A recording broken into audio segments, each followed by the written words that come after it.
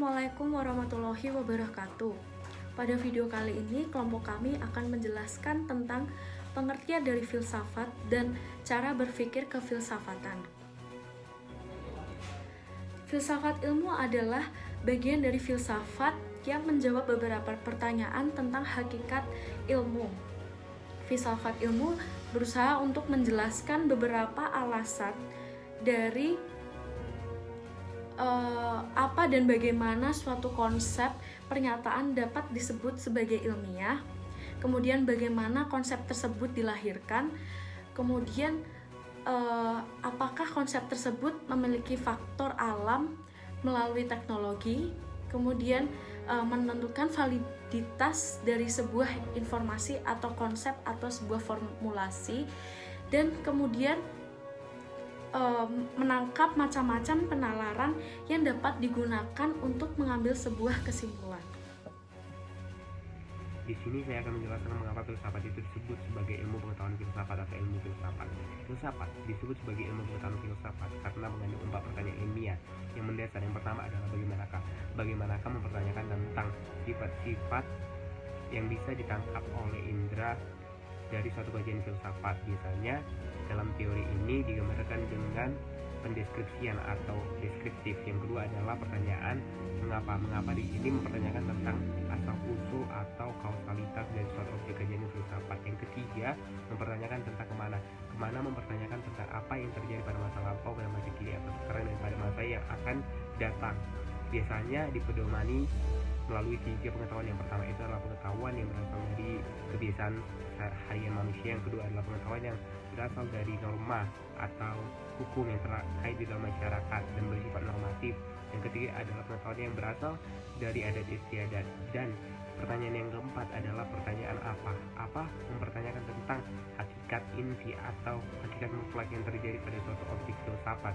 Biasanya bersifat radikal dan dapat diterima akal namun tidak bersifat empirik. Terima kasih. Saya akan menjelaskan tentang makna dari pertanyaan bagaimana.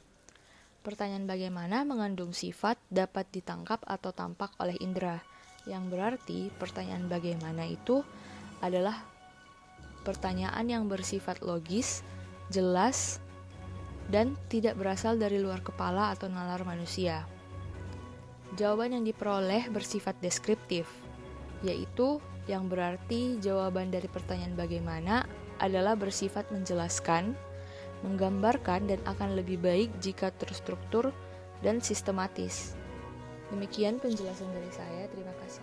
Pertanyaan mengapa mengandung sifat asal mula satu objek, jawaban yang diperoleh itu bersifat kausalitas. Nah, di mana kausalitas itu merupakan bagian dari filsafat, sementara filsafat itu berusaha mencari satu jawabannya dari setiap pertanyaan. Nah, misalnya pertanyaan apa, bagaimana, dan dari mana. Nah, dan dari setiap pertanyaan-pertanyaan itu menjadikan para filosof alam pertama berpikir tentang dunia luar, yaitu makrokosmos. Nah, jadi hukum kausalitas itu adalah hukum sebab akibat. Nah, segala akibat itu pasti ada sebabnya. Nah, sermon ini berorientasi pada kejadian yang ada pada dalam alam nyata ini. Nah, berjalan penuh dengan perubahan dan partai. Nah, hukum kausalitas itu menurut para filosof adalah hukum alam wujud. Nah, dengan segala keteraturannya serta keindahan yang ada di dalamnya, maka tentunya dia tidak akan terwujud dengan sendirinya. Nah, melainkan ada sesuatu yang menjadikan penyebab wujudnya, dan penyebab wujudnya itu mesti berada dengan segala sesuatu yang ada di dalamnya. Dalam ilmu filsafat terdapat beberapa pertanyaan-pertanyaan ilmiah yang membantu kita dalam memecahkan suatu masalah. Pertanyaan-pertanyaan ini akan membantu untuk menyelami dan mengupas ide atau kenyataan sampai ke akar-akarnya atau yang kita ketahui dengan berpikir secara radikal. Salah satunya adalah pertanyaan kemana. Setiap individu yang berkomunikasi secara verbal pasti mengetahui arti kata kemana. Kita tahu bahwa arti kata di mana atau kemana akan mengarahkan kita kepada suatu tempat atau lokasi. Selain itu, pertanyaan kemana juga dapat menanyakan tentang apa yang terjadi di masa lampau, masa sekarang, atau masa yang akan datang. Nama saya Michael Hansen Hartono. Saya akan menjelaskan bagian saya.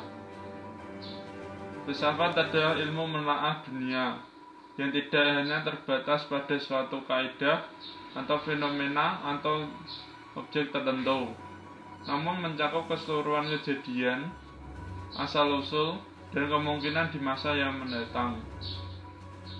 Manfaat dari belajar filsafat ialah melatih kita berpikir secara menyeluruh, mengakar, dan tidak terpancang pada suatu ideologi tertentu.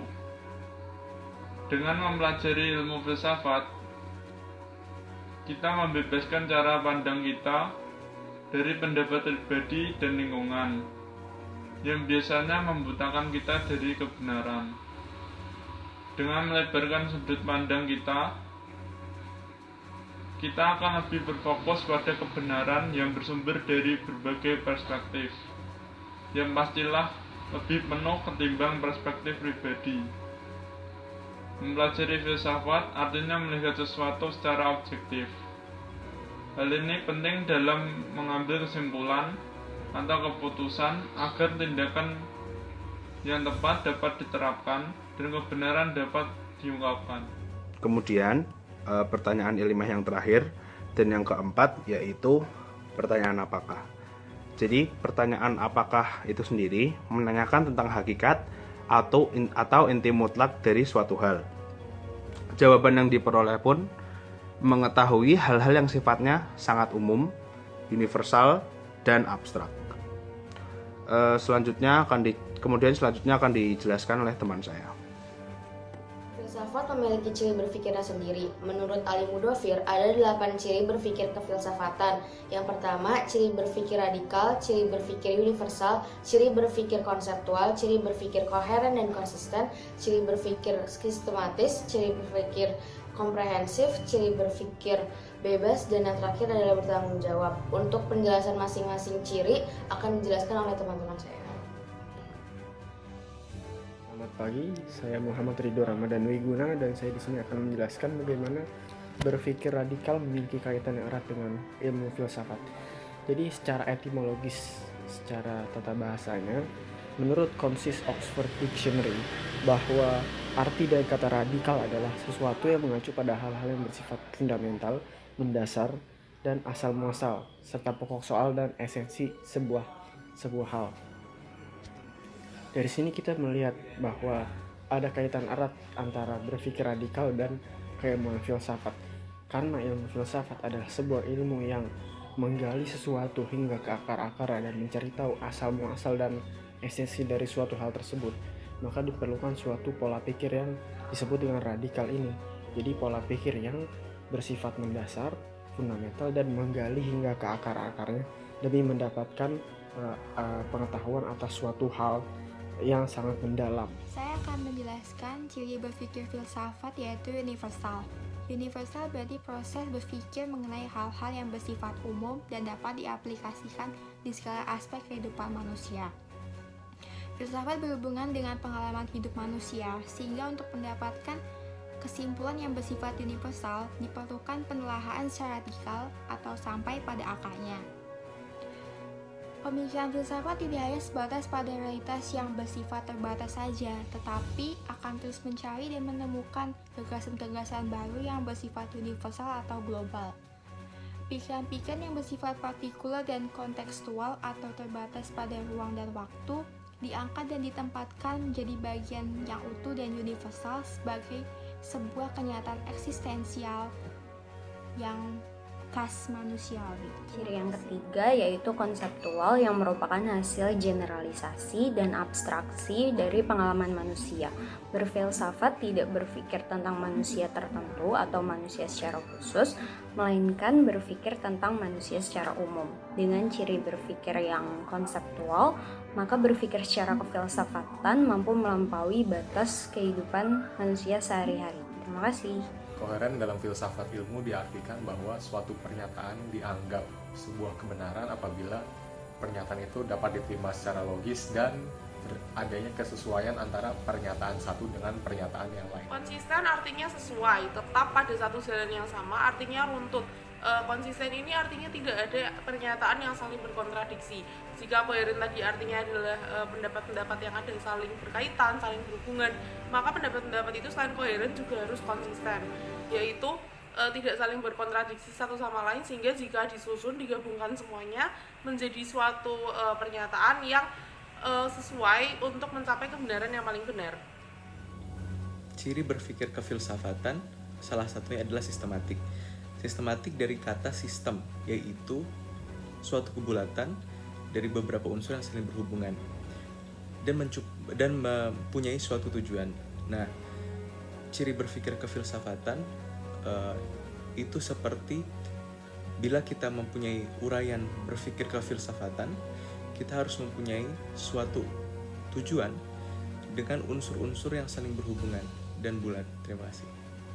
Selanjutnya adalah komprehensif yang berarti menyeluruh, sehingga berpikir secara komprehensif adalah menjelaskan suatu masalah secara menyeluruh dengan menyelidiki konsep-konsep abstrak seperti manusia, keadilan, dan kebaikan.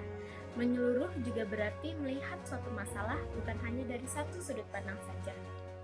Assalamualaikum warahmatullahi wabarakatuh. Saya Muhammad Lafian Musa Zikri. Di sini saya akan menjelaskan ciri-ciri berpikir kefilsafatan bebas nilai. Apa itu bebas nilai? Bebas nilai adalah artinya sampai batas-batas yang luas. Yaitu pemikiran filsafat boleh dikatakan merupakan hasil pemikiran yang bebas, yakni bebas dari prasangka sosial, historis, kultural, bahkan religius. Jadi berpikir kefilsafatan tidak terikat dengan hal tersebut. Namun perlu digarisbawahi bahwa kebebasan berpikir di sini adalah kebebasan berpikir yang disiplin, tidak sesuka hatinya, tidak anarki, tapi mas sebaliknya, kebebasan berpikir adalah kebebasan yang dalam berpikir menelaah setarikatnya sesuai dengan disiplin pikiran itu sendiri. Dan salah satu contoh ilmu bebas nilai adalah ilmu-ilmu yang terdapat dalam rumpun sains dan matematika. Alasannya mudah, karena nilai dianggap menjadi penghambat kemajuan dan pengembangan dari ilmu pengetahuan itu sendiri. Bertanggung jawab dalam berfilsafat artinya adalah seorang dalam berfilsafat diharuskan mampu untuk bertanggung jawab terhadap hasil pemikirannya sendiri. Dan pertanggungjawaban yang pertama ialah terhadap hati nuraninya sendiri. Apabila seseorang tidak yakin terhadap apa yang ia pikirkan, maka ia tidak disebut bertanggung jawab dalam berfilsafat. Maka dari itu, akan tampak hubungan antara kebebasan berpikir dalam berfilsafat dengan etika yang melandasinya. Dan seseorang pun harus memiliki etika tersebut. Ya, sekian dari kelompok kami, kelompok 2. Semoga kalian mampu mengerti hasil video ini. Dan terima kasih atas waktunya. Assalamualaikum warahmatullahi wabarakatuh.